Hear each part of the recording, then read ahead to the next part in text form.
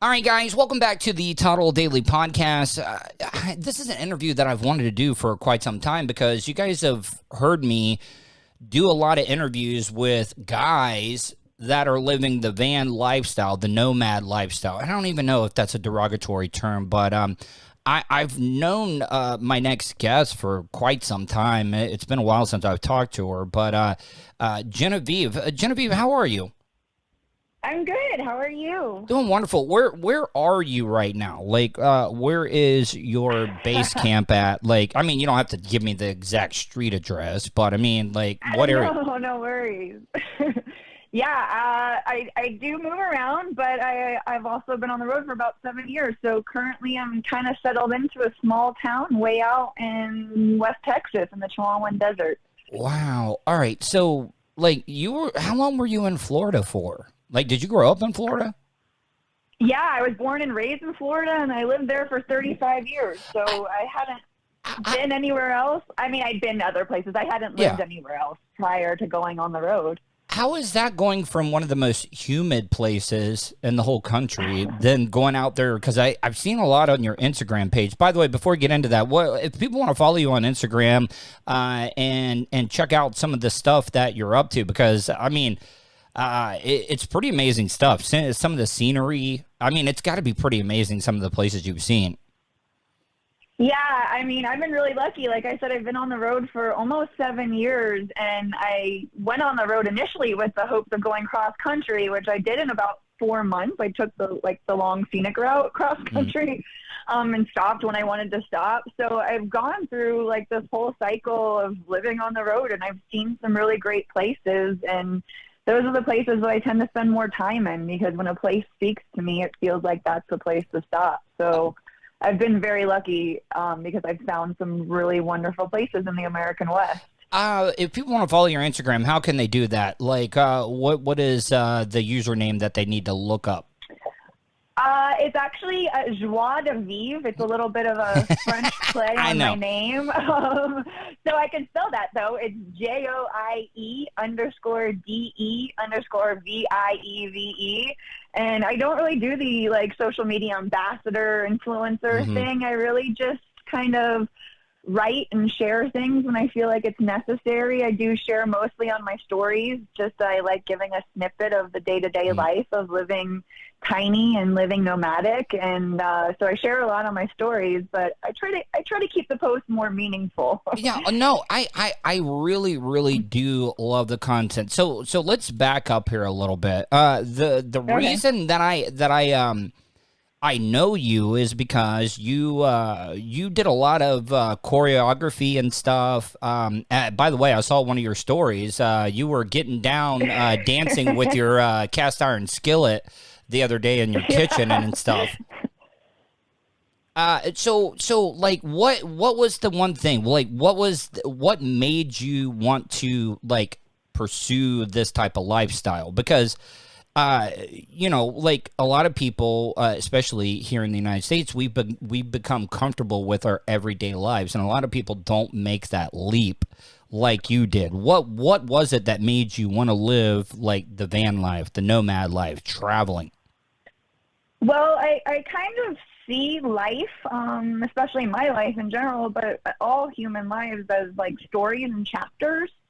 And to touch upon about one of the biggest chapters of my life, which was being a classically trained professional dancer, and then migrating into choreography and dance team management and things like that. So that was like kind of that first chapter, and then I went from that into a marketing and brand development chapter where I did a whole lot of corporate jobs, and then I migrated from corporate jobs to family-owned businesses with corporate clients, and that kind of led me to a place where I got really disenfranchised with that whole work, you work a corporate job to get full Hmm. benefits, to be able to take vacations and things like that. And it really became something that I was like, well, screw this. I've been working my butt off for most of my life, and the only thing I've ever wanted to do is travel. So I started traveling more and more, and my current full-time employer at the time was not too happy about the Oh amount of yeah. time I was taking off of work to travel.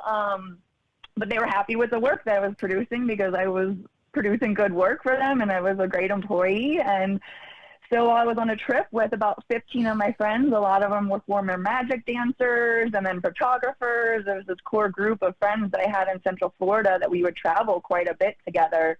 And we were in Costa Rica, and I noticed that all of my passwords to my email and everything got shut down. And I told all my friends, I was like, hey, I think I just got fired. So did they actually do you a favor? Did they do you a favor by doing that? You know, like when somebody gets fired from a job, at the moment you're kind of like, oh man, what did I do wrong? You know, you're kind of like living in the moment, but then like getting let go from a place. It was actually not the first time I was fired from a job, so I didn't really have those thoughts. No, trust me. I've been fired plenty of times. I've been fired so many times working in radio and stuff, but like every time I thought it was horrible, it led to bigger and better things. So like, is that what made you make the leap into this? Yeah. So they fired me from my full-time position and then immediately hired me back as a contractor to work remotely from home on my own schedule and then charge them whatever I want. So I did that for about 2 months before I was like, why am I doing this on my couch? And why am I sitting at home? I could be doing this literally from anywhere in the world. So I went on a random trip with a stranger from the internet.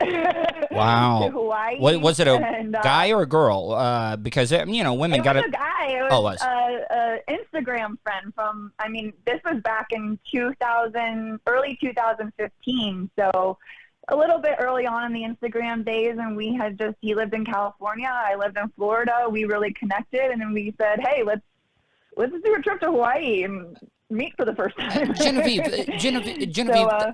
I got to ask you this though, okay? Because like I said at the beginning of the interview, most of the people, because I've interviewed a lot of guys that do the van lifestyle. One of them, he actually designs conversions and stuff like that. Oh, cool. What are like some of the differences? You know, like look, I'm all about equal rights, men, women stuff, but you got to realize that, you know, like women have got to deal with a little bit different things out on the road, new places, new areas, meeting new people and stuff. Have you ever like had any situations where like you were like, oh, I don't feel safe, or has it been pretty good? It's been what I always say is the difference between men and women on the road as solo travelers is, as a woman, you just have to deal with more creepy dudes. Yeah, it's just like everything you do, from just going to a mechanic shop to going grocery shopping during fishing season. It's just peppered with a little bit of that, you know, sexual harassment and being objectified or being diminished because you are a woman and things like that. So it's just like one of those things you have to navigate. I've had some unpleasant experiences. Nothing. I trust my intuition a lot, and I think I tell. You just got to be aware of your surroundings. You just got to be aware of your surroundings more, right? Yeah, you got to put yourself in the right places, and you can't always, you know, put the right people in front of you, but there's a way to treat all humans like humans, and I've found that it's usually hurt people. Yeah. And usually the people that threaten my security and safety are people that are hurting deep inside. So I'm this hippie that's like, let's talk about why you feel like putting me in this scenario right now. Why are you doing this to me? What's going on with you? Would you consider yourself an empath though? Like you're empathetic? Oh, big time. Yeah, okay. I'm a huge empath. Well, because like, you know, empaths kind of like try to look at the good in people, or, you know, try to put themselves in other people's shoes and stuff. I'm the same way. And I feel like I've gotten taken advantage of because I was trying to do something kind, you know, you know, but, what was your first, now, I mean, have you been traveling in the same, van since you started, or like, what was the first one you started with, and what are you, going around in now? So technically it's not even a van. When I started in Florida and I had this grandiose idea, I was going to buy something that I could live in and travel across country. I said I'd do it for a year or two. So I was looking for anything I could. Van life wasn't even a hashtag yet, much less the like wide array of YouTube videos on how to build out vans, what to look for, all of that stuff. And I was looking at old campers because I wanted something in the $5,000 to $10,000 range that was able to live in and also could take me across country and all over the places and all of the places that I wanted to go to. So I was looking at some big old things, and I only had 2 friends that had any experience with traveling in vans for more than a month or 2. So I was using them as resources. And actually the guy I went to Hawaii with was one of them. And he was like, girl, you were going to run out of gas money before you even make it to California. Like, you are looking at things that are way too big. And he sent me a screenshot of a late 70s Toyota Chinook from Instagram and said, this is what you need. And that just blew my mind. I had never seen Toyota motorhomes, and I immediately fell down that Got to be good gas hole. mileage. So, Got to be good gas mileage with a Toyota. yeah. Genevieve. Yeah, that's great. Genevieve, and you know, like we all are guilty of this. You you judge people, you know, by their cover, even though you try not to. And I knew you as that girly girl that, you know, had now back. You were doing the dance squad that was associated with my previous radio station. You guys used to come in and tan at my ex-wife's tanning salon there. And and the thing is that, like, you know, like I was not in a million years would I ever thought, like, oh, Genevieve would be out, you know, hitting the open road and stuff. Like, is that an advantage for you or a disadvantage? Because, like, sometimes you want people to underestimate you. Sometimes, is it something that is an advantage or a disadvantage? In regards to coming from being like a dancer and being a more girly girl, and then getting out there on the road and being self-sufficient. Yes. No, well, I mean, like, it's funny. On your Instagram, I saw, like, you know, I know they were joke pictures, but, you know, using the bathroom outside, having a squat or do something like that. I was like, never in a million years. But, like, did it take time to adjust to that lifestyle, or did you like take to it like a duck does water? Oh, I definitely took to it right away. And I think because of my dance background, I had always been very comfortable physically with myself. And being around people. I've also been very comfortable with performing and being on stage. And so that all kind of lended to this whole solo female traveler kind of lifestyle, and the way that it felt like, you know, through social media, it felt like a way I could still perform for an audience. And that's why I like using humor. I've always had a little bit of a dry, dark humor definitely. And a little perverted too. So it all just is like part of who I am. And believe it or not, while I was still back in Florida, I got really into weekend camping trips, either solo trips or with my girlfriend. So I had been peeing outside with my girlfriend for a few years by the time I went on the road. And it's just something that really is part of the thrill. I don't know. It's exhilarating to pee outside, in my opinion.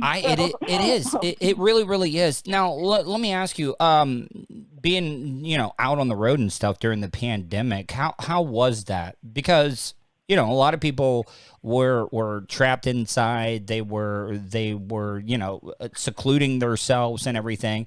And I'm sure you were in a lot of places where, like, you were the only person around for, like, a lot of miles and stuff. Like, did it change the way you lived at all? Or, like, or was it just great timing to be out on the road and camping and doing that type of stuff during the pandemic? Yeah, I got kind of lucky because I mean, I live in isolation pretty much already, but I was at the time parked on some remote property that was a property that my friend owned, with a female friend that also lives full-time in her van with her dog. So when it all happened, we had each other, and we normally went grocery shopping once a week anyways. So we just, you know, hunkered down for 10 days, had each other to talk to every day. And we kind of we went through all of these things because it was just her and I. So we talked about life and how the world was changing, and what we even felt guilty about when we were talking with each other was how it really COVID hadn't changed our day-to-day life a whole lot. It wasn't until probably about 6 months to a year later when people started coming back out again that it did actually really affect people like us living off public land. Yeah, because there's people everywhere. Everyone wanted to go camping. Everyone wanted to buy RVs and go on those trips to the mountains and the desert and all the places that are so beautiful that I had sought out for years became where everybody wanted to go. So it made it harder. You know, sometimes I had to drive around for 20 minutes, a half an hour. I work a seasonal job in the summers in the eastern Sierra Nevada. I was going to ask that. I was going to ask that because did you? I know that you're out and about, but did you have a chance to watch the movie Nomad at all? You know, I haven't been able to watch it yet because I actually wait for things to come on streaming platforms, and I haven't paid attention enough. It's available. It's definitely available because Frances McDermott, though, it was. One of the fascinating things I liked about the movie is when she got to a new town is like they would go to certain places. They would migrate just like they were like regular like animals out, you know, migrating the plains and stuff because you went to. Oh, I definitely formed my own migratory patterns. So my first year and a half, I really just traveled all over. I went through all of the good places, you know, Colorado, Montana, Wyoming, Idaho, Washington, Oregon. Like I did all of the West. And I really, really loved Eastern Sierra Nevada. And it's high desert. It's wonderful. It's remote. Everything's beautiful. And it's at 7,000 feet and above. So during the winter, they get a good amount of snow. So I learned pretty quickly that I didn't want to stay there in winter. So I had this regular routine of doing 3 seasons of the year in the Eastern Sierra and then popping down to Joshua Tree, sometimes over to southern Arizona. How is that place? I've heard a lot of great things about Joshua Tree. Like, is that like a great place? It's so great. I think I got very lucky because I first found Joshua Tree in my life, in my travels, back in late 2015. And it's really because of social media and because of the big push for everybody to spend more time outdoors and recreating outdoors. It's just really blown up. And with its proximity to LA, it's coming too touristy. It's becoming too touristy, probably. It's become the desert LA. I know LA was technically a desert before, but Joshua Tree is now very LA. The property values have more than tripled. It's quite insane there. But the national park itself is still pristine and beautiful. It's just a little bit more crowded, so it's harder to get camp spots and to spend time there. So you kind of have to plan ahead if you do want a trip there. But I highly suggest that at least everybody goes there once in their life because it is this just beautiful place with so much history. I mean, the geology and the plant life and the animal life, it's a magical place, and then the humans that are there are even more interesting. And I fell into rock climbing in Joshua Tree, which was also another fortunate situation. I gotta ask this. So, have you had any encounters with wildlife that were threatening to you? Because you see a lot of people, you know, that are just out hiking and stuff. Did you see the video of that guy that? It was just a mother mountain lion protecting its cubs, you know, and the guy was not messing around with them, but like she just was not letting it go. Like she just was out for blood. Like, have you encountered like poisonous snakes, bears, big cats, anything like that? Yeah, I haven't had any major encounters. Most of the encounters I've had have been with wildlife interacting with humans when humans are living very close to wildlife habitat. So like in Joshua Tree, for example, they do have a pretty vast coyote population, which is wonderful. It's just that they've learned that tourists in the campground leave garbage out overnight and things like that are food stuff, and they come and take it. They've also learned to draw pets like a dog. Yeah, you have a dog. Campground. But I mean, your dog though looks like it could handle itself though against a coyote. I mean, I don't even know if he's an old guy that I adopted. I rescued him, and I don't know what situation he was in before, but it wasn't great, and he doesn't have most of his teeth. Oh, okay, yeah. So he's a pretty stocky guy, and I think he could handle himself with one coyote. Yeah, maybe a and couple. And also, of course, because I adopted him, and then only 3 weeks later, we basically moved to Joshua Tree National Park for like 3 months during that winter, which is not allowed. Yeah. You can't get away with it anymore. So I taught him, out there, we follow the guidelines of haze, don't praise when it comes to wildlife interactions. So anytime a coyote came through our campsite, I would run after it, yipping and howling and, just kind of. So he knows that that's not good. Yeah. So, but unfortunately that taught Sailor to run after wildlife. So he's almost always on a leash to prevent that from happening and having any problems with the wildlife getting hurt or him getting hurt. I think that's honestly, I just think it's part of responsible dog ownership is making sure that your animal doesn't interact with wildlife if you're going to have it in more wild spaces. Genevieve, I got to ask this though. You were talking about not being able to camp in certain places. Like earlier I talked about judging a book by its cover and stuff. And I'm sure law enforcement have this idea of, these hippie squatters going out and stuff. Like, have you ever had to deal or had any bad encounters with law enforcement when you're out camping somewhere, or that they've hassled you? I'm not saying anti-law enforcement stuff. I'm just saying sometimes. Yeah. I mean, have you ever had to deal with any tickets out traveling? Honestly, I've gotten one ticket for illegal camping. It was totally my fault. It was in the town of Moab, which camping is very illegal, and I knew it. I had just had a dental procedure where I had my whole mouth numbed and got out at 4 p.m. So I was I'm just going to camp at this trailhead. So I woke up to the next morning to getting a ticket, and it was something like $40.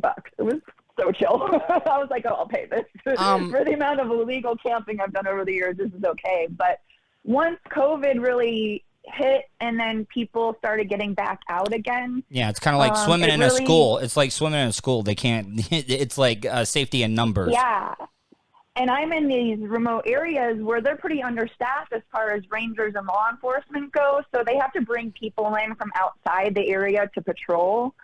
So over the last year, that's one of the reasons why I've decided to kind of hunker down in Texas, because I have some tiny housing here as an option outside of my camper. Yeah, I was seeing you were doing some work and stuff on it as well too. A lot of people, I was really impressed when you were talking about that cast iron skillet you got. A lot of people don't realize that, I'm just going to wash it with soap and water and a Brillo pad and stuff. No. And that's the last thing you want to do.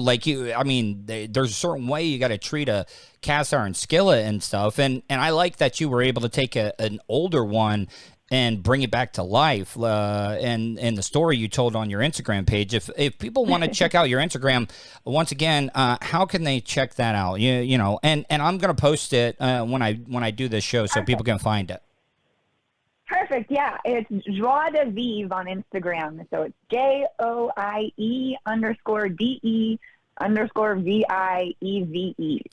Do you carry anything for protection being out on the road? Like a knife, pepper spray, stun guns, anything like that? Yeah, I actually, despite being a girly girl who grew up dancing, I've always loved knives. Yeah. Just because I think they're kind of cool. And so I do carry several knives on me. Mostly they're knives I use to open packages and cut things and things like that. But I could shake somebody with them. Yeah, I know. I do. You could easily do that. You could easily do that. And once again, back to judging a book by its cover, I think somebody would underestimate you, she's not going to do anything. And then out of nowhere, bam, you take care of your business and stuff. Hopefully it never comes to that and stuff. Now, I know this. No, and I think the biggest security that I've been able to provide myself is staying in places where I feel safe. I'm someone who doesn't get the whole stealth camping van lifestyle. I feel like I moved into this camper, which, by the way, it's a 1985, and one of the reasons I love it is because it's got these massive windows. So it's not stealth. Yeah. I can roll down the blinds if I do, like, stay at a friend, you know, in a friend's driveway or something like that, and there's people walking around. But I don't park on city streets and camp in big cities or anything like that. I stay out in remote places. And I get to know the area really well most of the time. So, I mean, I sleep with my doors and windows open and all of that other stuff because where I'm at, I know I'm safe. I know there's always that off chance that somebody could come there. But, you know, I'm living in towns with a population of 200 and something, 400 and something people where I have a network of people within a mile or two, even if I'm camping in a remote place, that not only have my location on their phones at all time, but if I don't show up to work the next day, I share my location. If something's creeping me out. Yeah. I got that friend. I got that friend. Great support system. I always have that. I always have that friend that I would like, if I'm in a bad situation, I'm like, hey, if I don't call you in like 30 minutes, because I share my location, you know, you can do that with the iPhones and stuff. And yeah, my boss and my boss at the brine shrimp plant that I do, the seasonal work that I do, she is also a good friend of mine, and she's married even though we're the same age, but she knows what it's like to be single, because all of us know what it's like to be single at one point in time in our lives. No so kidding. It's funny because I use dating apps and social media, Instagram specifically, as a way just to meet people sometimes. Yeah, because of you'll course. meet interesting people just passing through, whereas you wouldn't have run into them otherwise. So there was often times where I would send a stranger, often a guy from the internet, just coordinates to where I'm parked in the middle of the desert and say, come meet me here. Genevieve, so why? I would, Oh, man, come on. this was after a lot of, like, you know, like pre-qualifying questions. Okay, yeah, I was about to say. Sometimes, you know, things like that. But I always would send my friend, who is my boss, their first and last name, their phone number, their address, if I had their address. You know, if I was going to their house, I'd send her address. I'd send their Instagram, their Facebook, you know, whatever it is that could identify that person as the last known person that I was around. Yeah. Hey, Genevieve, I gotta ask this. So, do you think maybe we can have you on again? I don't know what your cell signal and stuff is, but I would love for people to kind of like, you know, do because I wanted to have you on and talk today, but like it would be cool to get like a tour of like your van and stuff and kind of see what's going on there. Maybe, you know, get some check-ins from out on the road and stuff. I really think that would be amazing. Yeah, I love that. Like I said, I'm kind of taking on this new chapter of moving into this old 42-foot 1955 trailer. So I'm not moving around quite as much, but I'm planning on going on a nice long summer road trip, since this will be the first summer that I'm not tied down to a job. Well, let's do that, and what I'll do is like if you start checking in and stuff, maybe we can get some of the supporters of the show, you know, to donate some money that we can PayPal you or something, you know, for checking in and everything. I think that would be great. One final question, like, what is the one thing that you miss from your previous life? I know you're still living the same life, but I'm talking pre-van life to, you know, post-van life. Like, what is the one thing you're like, kind of miss that?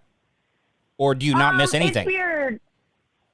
There's not a whole lot that I actually miss, but I am a nostalgic person. And it's so weird to me that I spent 35 years of my life building relationships, migrating through these different careers and meeting all different types of people. And it was weird to me that I left that and I started from scratch. So the times that I start to miss things about my old life is when I kind of feel like I'm this island, which is something I also enjoy now. Does it get lonely though? Or do you like I'm... Does it get lonely, or do you like loneliness? Like, do you like having time to yourself, or does it get lonely? It's weird. I think I'm very stubborn and independent. I'm stubbornly independent. So I think I told myself a long time ago that I won't allow myself to be lonely. I almost see it as like a weakness. And I really use my time alone to get to know myself better and to like myself more. And it's gotten to a point that I've leaned into it so hard that I love my alone time. I love my time with my dog and myself, and I like cooking and dancing around and listening to music. So I'm never really lonely in the way that I don't have time when I'm by myself to think about how lonely I am. I think the only times I really have that sense of loneliness is when, you know, when COVID hits and everybody's sheltering at home, and I had my friend as my support system, but we both didn't have a homes other than our vehicles. And so I feel like it gets hard sometimes when I'm on the other side of the country from that whole 35 years of Magic family and friends. Magic only won 21 games this year, so I mean, it's not good times there. So I mean, but okay. I know this is just a random question. What is the oddest, weirdest place you've had to like use the bathroom out in the wilderness, or like, public urination and stuff? I think is still against the law, even if it's out in the woods. Like, I mean, have you had any close calls where like law enforcement have rolled up on you where, you know, you're using the bathroom or taking a squat out there? Yeah, no, I've actually never gotten caught, and I'm pretty liberal about where I pee, and I don't say if it's. Well, you grew up in Florida. You grew up in Florida, so of course you don't have a problem peeing anywhere. We kind of pee everywhere. But yeah, I definitely say the only time I have a penis envy is because guys can pee pretty like inconspicuously outdoors. We don't even have to stop driving. We don't even have to stop driving. A Gatorade bottle, we can pee while we're even driving down the road. I'm full on giving myself long-term bladder damage from having to hold my pee while driving on like single lane mountain roads where there's not even a ledge to pull off the pee, you know, or I'm just like doing like Lamaze breathing to try and find a pullout so I can just like run and drop my pants and pee in the bushes. You got to look for cactuses or snakes and stuff when you're doing that. I mean, the last thing you want to do is sit on a cactus or get like bit in the ass by a snake. Yeah. I mean, I've definitely accidentally gotten poked in the butt before. Luckily, not by a snake. Yeah. I'm very fortunate in the way that I have not run into a lot of snakes, and I haven't run into any venomous snakes other than seeing a rattlesnake, a baby one, like tucked behind some rocks, well within a distance that it was safe for me to stay behind, and I just adjusted my walking path. Well, so I'm pretty lucky. I haven't seen any venomous snakes. Well, Genevieve, I'm serious about, once you get back on the road and maybe, start to, like I said, I know like some of the places you probably don't have great cell phone signal, or maybe you can find Wi-Fi, like if you get any content or whatever that you want to share. Yeah, I do have a Wi-Fi hotspot, so anywhere that I have service with that, I'm pretty good. And because I made this a lifestyle, I actually pretty much stick to places where I know I have cell phone reception, unless I'm going off somewhere for an overnight camping trip and then coming back. I tend not to run off without service for weeks at a time anymore. You don't have to make a little money. you don't want to be like that guy. Like, I mean, that's the thing. After I saw that movie that James Franco did, where he was out there climbing and he got his arm stuck under that rock and he had to cut his arm off and stuff, I was like, oh man, I don't want to be out in the middle of nowhere by myself, because it is like, survival of the fittest, because you're on equal ground when it comes to the wildlife, and you can't rely on other people to help you out. No. You got to do what you got to do to make it by. Yeah, and I carry an emergency beacon. I'm not often going places in my rig where I feel like I would need it, but you never know. And then I also take it when I go hiking. I actually don't hike as much as I used to. I'm old. Oh, whatever. I like to drive to things and be like, that's pretty. Oh, you're still in great shape. I've seen, your posts. I mean, you get out there. I mean, the moves with you dancing with your cast iron skillet, like I said. Genevieve, hopefully you enjoyed this. And I'm serious. I would like to... my shows, I've been doing the audio podcast for the past 2 years. And now since I got a studio, the live stream on my YouTube channel, I'm doing a lot more visual stuff. So that's why I was saying. Yeah, we can do some video chat too sometime if you're ever interested in that. Yes, next time let's schedule that. And I think that would be great. And I really appreciate it. It was good catching up to you. It's been it's been a while. I know it's been. It's I like left 7 years 2010 ago, so it's been at least 7 or 8 years. Yeah, I would think, back when I think the last time when you guys were coming in and tanning at my ex's tanning salon and stuff. So, man, that's been forever. Anyways, Yep. Genevieve. I haven't been to a tanning salon since then, probably. Yeah, I know. Well, Genevieve, I really appreciate the time, and it was good catching up with you, and let's stay in touch, all right? All right, likewise. I really appreciate your time as well.